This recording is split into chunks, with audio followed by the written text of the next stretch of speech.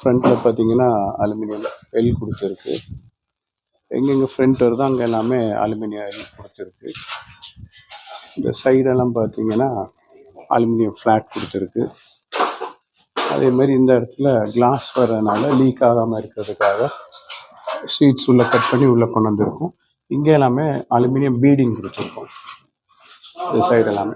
அதே மாதிரி இந்த பக்கம் இங்கே எல்லாம் பார்த்தீங்கன்னா அலுமினியம் பீடிங் கொடுத்துருக்கு கம்ப்ளீட்டாக.